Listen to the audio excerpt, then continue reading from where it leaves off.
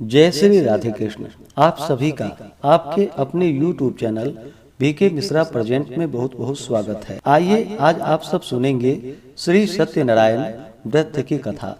जो भी भक्त प्रत्येक पूर्णिमा तिथि के दिन भगवान सत्यनारायण का पूजन करते हैं, कथा श्रवण करते हैं, इससे भगवान सत्यनारायण अति प्रसन्न होते हैं। कली काल में भगवान सत्यनारायण का पूजन, जो कि बड़ा ही पुण्य फलदायी माना गया है, यह सभी प्रकार के पाप और ताप को नष्ट करने वाला है तथा इस दिन व्रत को धारण करके भगवान का पूजन करके कथा सुनते हैं, इससे भगवान सत्यनारायण अपने भक्तों के सभी प्रकार के दुख और कष्टों को दूर कर देते हैं तथा सुख और समृद्धि का आशीर्वाद प्रदान करते हैं और अंत में भगवान की धाम की प्राप्ति होती है। तो आइए सुनते हैं श्री सत्यनारायण व्रत की कथा। अगर आप सत्यनारायण व्रत कथा के उपलक्ष्य में ब्राह्मण दक्षिणा, अन्नदान, वस्त्रदान आदि के लिए देना चाहते हो तो आप अपने श्रद्धा और सामर्थ्य के अनुसार हमें डिस्क्रिप्शन में जाकर के वहां से गूगल पे, फोन पे या अकाउंट नंबर के माध्यम से आप अपने श्रद्धा और सामर्थ्य के अनुसार हमें ब्राह्मण दक्षिणा प्रदान कर सकते हैं। तो आइए सुनते हैं श्री सत्यनारायण व्रत की कथा। तो बोलिए प्रेम से श्री सत्यनारायण स्वामी की जय, भगवान विष्णु की जय, माता लक्ष्मी की जय, सर्वदेवी देवता की जय। श्री सत्यनारायण व्रत कथा पहला अध्याय। एक समय की बात है, एक बार नैमिषारण्य तीर्थ में सौनकादि 88,000 ऋषियों ने श्री सूत जी से पूछा कि हे प्रभु, इस कलयुग में वेद विद्या रहित मनुष्यों को भक्ति किस प्रकार से मिल सकती है तथा उनका उद्धार कैसे होगा। हे मुनि श्रेष्ठ, कोई ऐसा तप बतलाइए जिससे थोड़े समय में ही पुण्य मिल पाए और मनोवांछित फल भी मिल जाए। इस प्रकार की कथा सुनने की हम इच्छा रखते हैं। सर्व शास्त्रों के ज्ञाता श्री सूत जी बोले कि हे वैष्णवों में पूज्य, आप सभी ने प्राणियों के हित की बात पूछी है, इसलिए मैं एक ऐसे श्रेष्ठ व्रत को आप लोगों को बतलाऊंगा जिसे नारद जी ने लक्ष्मी नारायण जी से पूछा था और लक्ष्मीपति ने मुनि श्रेष्ठ नारद जी से कहा था। आप सब इसे ध्यान से सुनिए। एक समय की बात है, योगीराज नारद जी दूसरे के हित की इच्छा के लिए अनेकों लोकों में घूमते हुए मृत्यु लोक में आ पहुंचे। वहां उन्होंने अनेक योनियों में जन्मे प्रायः सभी मनुष्यों को अपने कर्मों द्वारा अनेकों दुखों से पीड़ित देखा। उनका दुख देखकर नारद जी सोचने लगे कि कैसा यत्न किया जाए जिसके करने से निश्चित रूप से मानव के दुखों का अंत हो जाए। इसी विचार पर मनन करते हुए वह विष्णु लोक में गए। वहां वह देवों के इष्ट नारायण की स्तुति करने लगे, जिनके हाथों में शंख, चक्र, गदा और पद्म थे, गले में वरमाला पहने हुए थे। उनकी स्तुति करते हुए नारद जी बोले कि हे भगवान, आप अत्यंत शक्ति से संपन्न हैं तथा वाणी भी आपको नहीं पा सकती। आपका आदि, मध्य तथा अंत नहीं है। निर्गुण स्वरूप सृष्टि के कारण भक्तों के दुखों को दूर करने वाले हैं। आपको नमस्कार है। नारद जी की स्तुति सुनकर विष्णु भगवान बोले कि हे मुनि श्रेष्ठ, आपके मन में क्या बात है, आप किस काम के लिए पधारे हैं, उसे निसंकोच होकर कहिए। इस पर नारद मुनि बोले कि मृत्यु लोक में अनेक योनियों में जन्मे मनुष्य अपने कर्मों के द्वारा अनेकों दुख से दुखी हो रहे हैं। हे नाथ, आप मुझ पर दया रखते हैं तो बतलाइए कि वो मनुष्य थोड़े प्रयास से ही अपने दुखों से कैसे छुटकारा पा सकते हैं। भगवान श्री हरि बोले कि हे नारद, मनुष्यों की भलाई के लिए तुमने बहुत ही अच्छी बात पूछी है, जिसके करने से मनुष्य मोह से छूट जाता है। वह बात मैं आपसे कहता हूँ, उसे सुनो। स्वर्ग लोक व मृत्यु लोक में दोनों में एक दुर्लभ उत्तम व्रत है जो पुण्य देने वाला है। आज प्रेमवश होकर मैं उसे आपसे कहता हूँ। श्री सत्यनारायण भगवान का यह व्रत अच्छी तरह विधान पूर्वक करके मनुष्य तुरंत ही यहाँ सुख भोग कर मरने पर मोक्ष को प्राप्त होता है। श्री हरि के वचन को सुनकर नारद जी बोले कि उस व्रत का फल क्या है और उसका क्या विधान है? यह व्रत किसने किया था? इस व्रत को किस दिन करना चाहिए? सभी कुछ विस्तार से बतलाइए। नारद जी की बात सुनकर भगवान श्री हरि बोले, दुख व शोक को दूर करने वाला यह सभी स्थानों पर विजय दिलाने वाला है।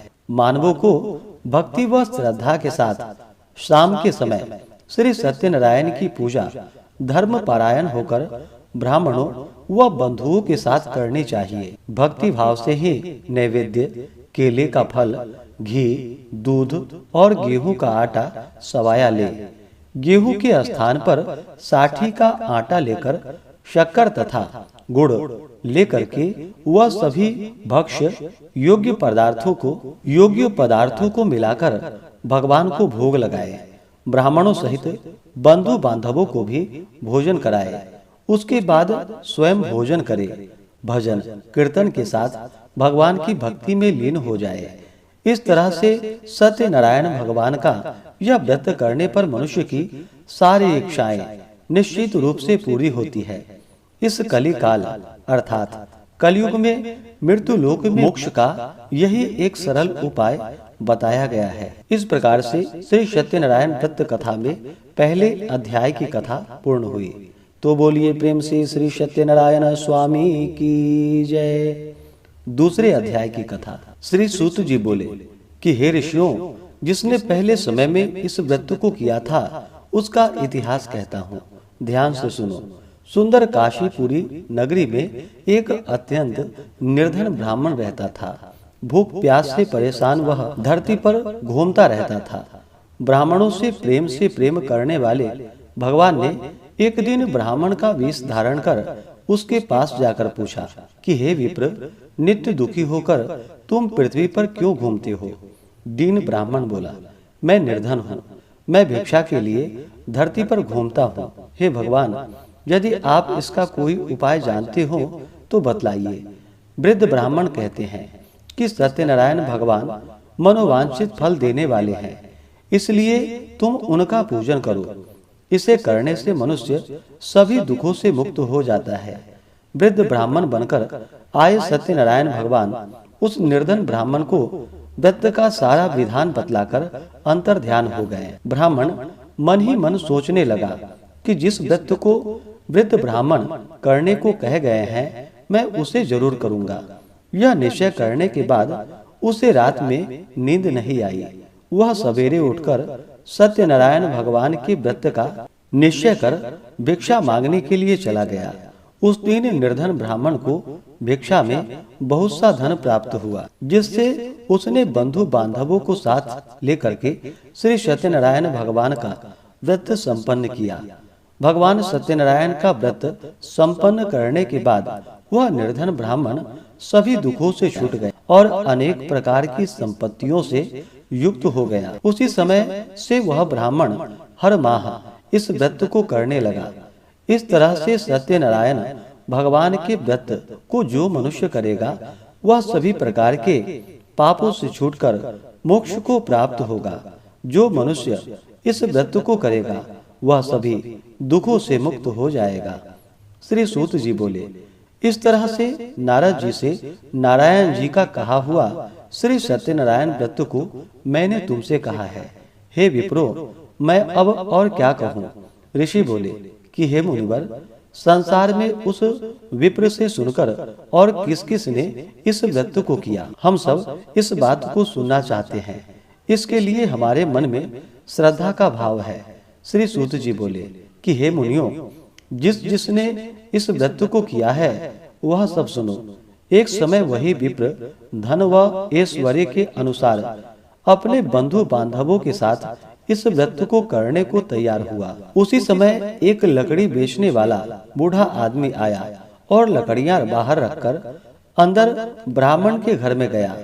प्यास से दुखी वह लकड़हारा उसको व्रत करते हुए देखकर विप्र को नमस्कार कर पूछने लगा कि आप यह क्या कर रहे हैं तथा इसे करने से क्या फल मिलेगा, कृपा करके मुझे बतलाइए। ब्राह्मण ने कहा, कि सब मनोकामनाओं को पूरा करने वाला यह सत्यनारायण भगवान का व्रत है।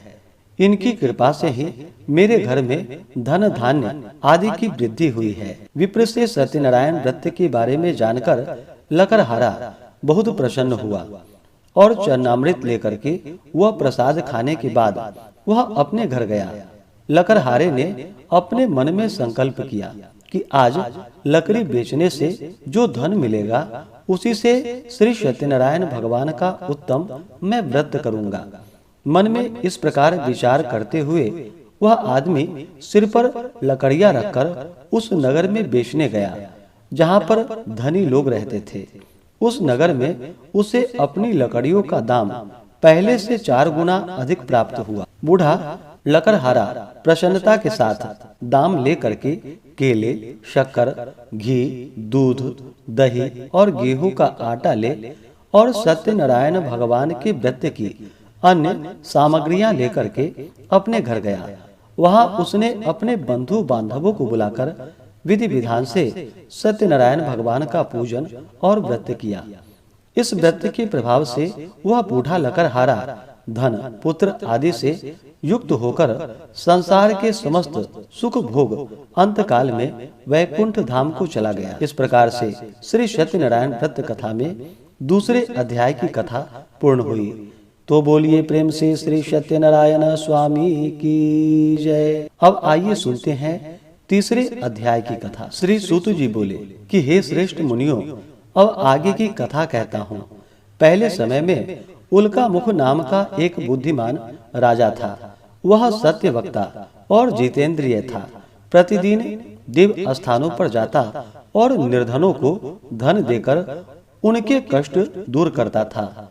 उसकी पत्नी कमल के समान मुख वाली तथा सती साध्वी थी। भद्रशिला नदी के तट पर उन दोनों ने श्री सत्यनारायण भगवान का व्रत किया।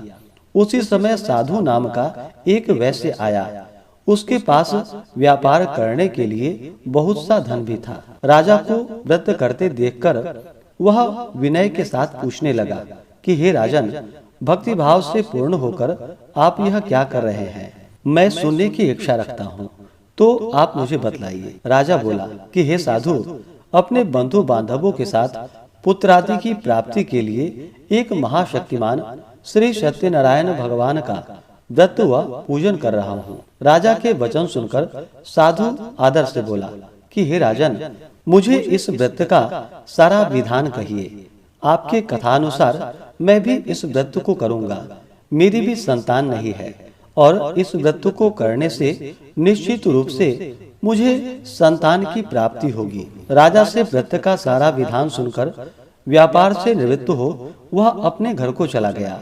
साधु वैश्य ने अपनी पत्नी को संतान देने वाले इस व्रत का वर्णन कह सुनाया और कहा कि जब मेरी संतान होगी तब मैं इस व्रत को करूंगा। साधु ने इस तरह के वचन अपनी पत्नी लीलावती से कहे। एक दिन लीलावती पति के साथ आनंदित हो सांसारिक धर्म में प्रवृत्त होकर सत्यनारायण भगवान की कृपा से गर्भवती हो गई। 10वें महीने में उसके गर्भ से एक सुंदर कन्या ने जन्म लिया। दिनों दिन वह ऐसे बढ़ने लगी जैसे कि शुक्ल पक्ष की चंद्रमा बढ़ता है। माता पिता ने अपनी कन्या का नाम कलावती रखा। एक दिन लीलावती ने मीठे शब्दों में अपने पति को याद दिलाया कि आपने सत्यनारायण भगवान के जिस व्रत को करने का संकल्प लिया था उसे करने का समय आ गया है। आप इस व्रत को करिए। साधु बोला कि हे प्रिय, इस व्रत को मैं उसके विवाह पर करूंगा। इस प्रकार अपनी पत्नी को आश्वासन देकर वह नगर को चला गया। कलावती पिता के घर में वृद्धि को प्राप्त हुई और दिनों दिन बढ़ने लगी। साधु ने एक बार नगर में अपनी कन्या को सखियों के साथ देखा तो तुरंत ही दूत को बुलाया और कहा कि मेरी कन्या के योग्य वर देख कर के आओ। साधु की बात सुनकर दूत कंचन नगर में पहुंचा और वहां देखभाल कर लड़की के सुयोग्य वणिक पुत्र को ले आया। सुयोग्य लड़के को देखकर साधु ने अपनी बंधु बांधवों को बुलाकर अपनी पुत्री का विवाह कर दिया। लेकिन दुर्भाग्य की बात यह थी कि उसने अभी भी सत्यनारायण भगवान का व्रत नहीं किया। इस पर श्री सत्यनारायण भगवान क्रोधित हो गए और श्राप दे दिया कि साधु को अत्यधिक दुख की प्राप्ति हो। अपने कार्य में कुशल साधु बनिया जमाई को लेकर समुद्र के पास स्थित होकर रत्नासारपुर नगर में गया। वहां जाकर दामाद ससुर दोनों मिलकर चंद्रकेतु राजा के नगर में व्यापार करने लगे।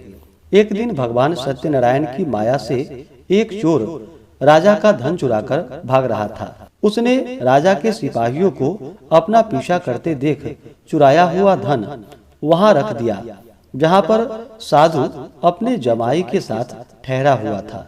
राजा के सिपाहियों ने साधु वैश्य के पास राजा का धन पड़ा देखा तो वह ससुर जमाई दोनों को बांधकर प्रसन्नता के साथ राजा के पास ले गया और कहा कि उन दोनों चोरों को हम पकड़कर ले आए हैं, आप आगे की कार्यवाही कीजिए। राजा की आज्ञा से उन दोनों को कठिन कारावास में डाल दिया गया और उसका सारा धन भी उससे छीन लिया गया। श्री सत्यनारायण भगवान से श्राप से साधु की पत्नी भी बहुत दुखी हुई। घर में जो धन रखा था उसे चोर चुरा कर ले गए। शारीरिक तथा मानसिक पीड़ा व भूख प्यास से अति दुखी हो अन्न की चिंता में कलावती घूमने के लिए एक ब्राह्मण के घर में गई। वहां उसने श्री सत्यनारायण भगवान का व्रत होते देखा, फिर कथा भी सुनी। वह प्रसाद ग्रहण कर रात को घर वापिस आई। माता ने कलावती से पूछा कि हे पुत्री, अब तक तुम कहाँ थी, तेरे मन में क्या है?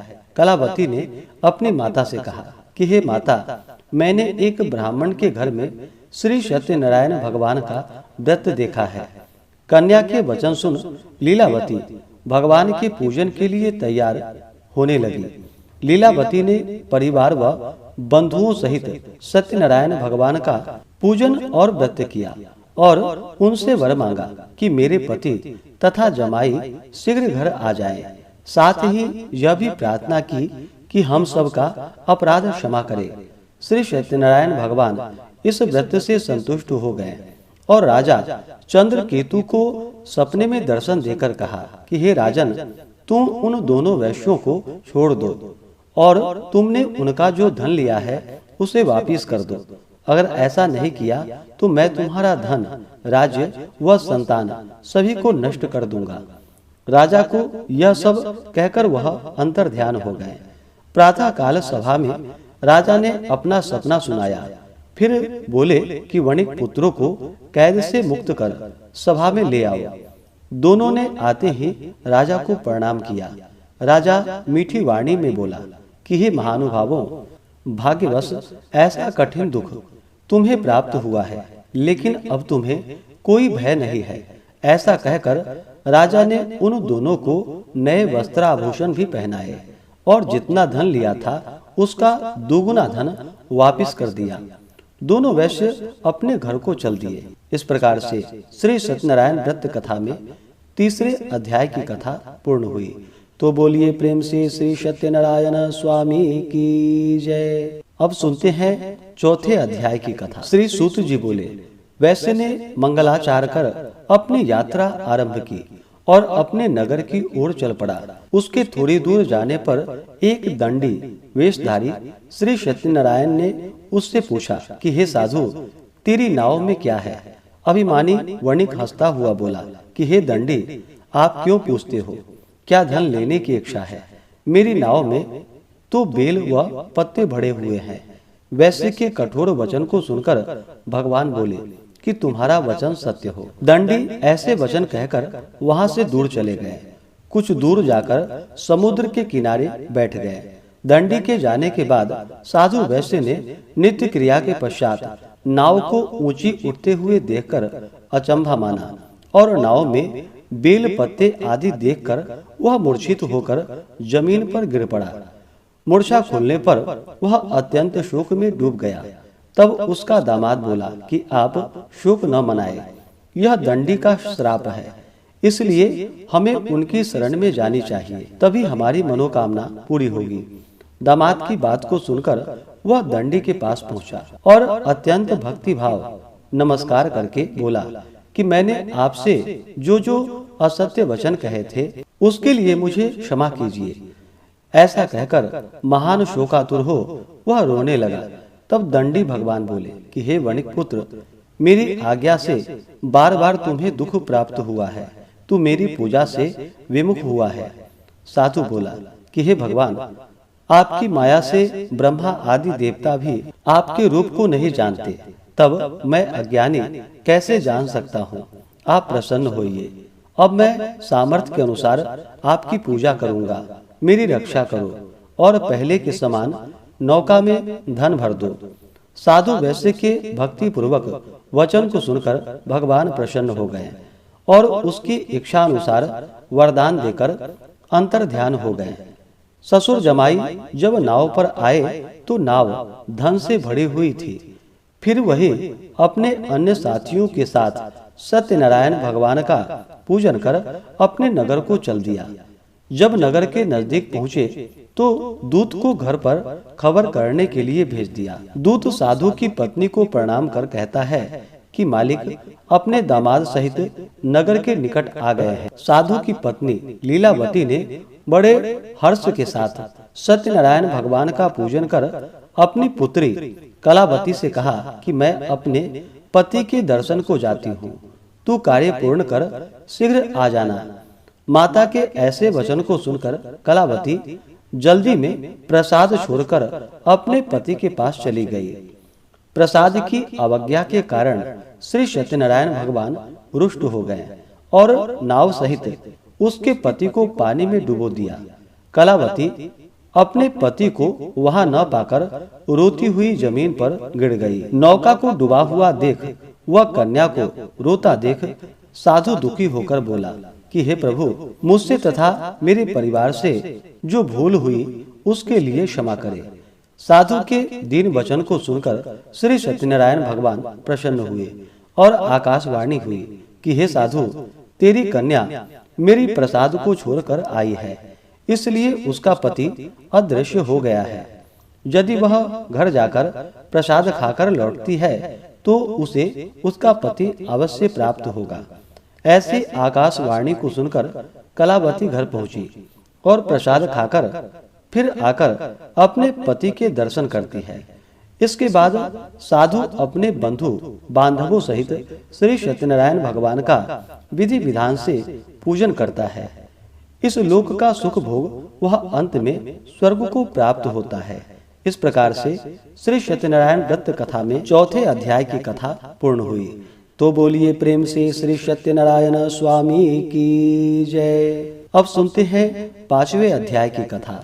श्री सूत जी बोले कि हे ऋषियों, मैं और भी एक कथा सुनाता हूँ, उसे भी ध्यान पूर्वक सुनो। प्रजा पालन में लीन तुंगध्वज नाम का एक राजा था। उसने भी भगवान का प्रसाद त्याग कर बहुत ही दुख प्राप्त किया। एक बार वन में जाकर वन्य पशुओं को मारकर वह बड़ के पेड़ के नीचे आया। वहां उसने ग्वालों को भक्ति भाव से अपने बंधुओं सहित सत्यनारायण भगवान का पूजन करते देखा। अभिमानवश राजा ने उन्हें देखकर भी पूजा स्थान में नहीं गया और ना ही उसने भगवान को नमस्कार किया। ग्वालों ने राजा को प्रसाद दिया, लेकिन उसने वह प्रसाद नहीं खाया और प्रसाद को छोड़कर वह अपने नगर को चला गया। जब वह नगर में पहुंचा तो वहां सब कुछ तहस नहस हुआ पाया, तो वह शीघ्र ही समझ गया कि यह सब भगवान ने ही किया है। वह दोबारा ग्वालों के पास पहुंचा और विधि पूर्वक पूजा करके प्रसाद खाया, तो श्री सत्यनारायण भगवान की कृपा से सब कुछ पहले जैसा हो गया। दीर्घ काल तक सुख भोगने के बाद मरणोपरांत उसे स्वर्गलोक की प्राप्ति हुई। जो मनुष्य परम दुर्लभ इस व्रत को करेगा तो भगवान सत्यनारायण की अनुकंपा से उसे धन धान्य की प्राप्ति होगी। निर्धन धनी हो जाता है और अभय मुक्त हो जीवन जीता है।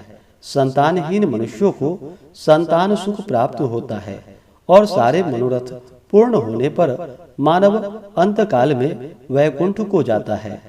सूत जी बोले, जिन्होंने पहले इस व्रत को किया है अब उसके दूसरे जन्म की कथा कहता हूँ। वृद्ध सतानंद ब्राह्मण ने सुदामा का जन्म लेकर मोक्ष की प्राप्ति की। लकड़हारे ने अगले जन्म में निषाद बनकर मोक्ष को प्राप्त किया। उल्का मुख नाम का राजा दशरथ होकर वैकुंठ को गए। साधु नाम के वैश्य ने मोर ध्वज बनकर अपने पुत्र को आरे से चीरकर मोक्ष को पाया। महाराज तुंग ध्वज ने स्वयंभू होकर भगवान में भक्ति युक्त हो कर्म करके मोक्ष को प्राप्त किया। इस प्रकार से श्री सत्यनारायण व्रत कथा में 5वें अध्याय की कथा पूर्ण हुई। तो बोलिए प्रेम से श्री सत्यनारायण स्वामी की जय, भगवान विष्णु की जय, माता लक्ष्मी की जय, सर्व देवी देवता की जय। इसी प्रकार से जो भी भक्त सच्ची श्रद्धा के साथ, नियम और निष्ठा के साथ भगवान सत्यनारायण का पूजन करते हैं, व्रत रखते हैं, कथा श्रवण करते हैं, तो भगवान सत्यनारायण की कृपा से उनके सभी दुख व कष्ट दूर हो जाते हैं तथा सभी प्रकार के सुख और समृद्धि की प्राप्ति होती है। तो आशा करता हूँ कि यह कथा आपको अच्छा लगा हो। इसी प्रकार से ज्ञानवर्धक जानकारियाँ प्राप्त करते रहने के लिए, व्रत पूजा के बारे में जानने के लिए, कथा को सुनने के लिए चैनल पे अगर आप पहली बार आए हैं तो चैनल को लाल बटन दबा करके सब्सक्राइब करें, साथ में बेल आइकन घंटी को दबाएं ताकि आने वाली वीडियो का नोटिफिकेशन आपको समय से मिलता रहे।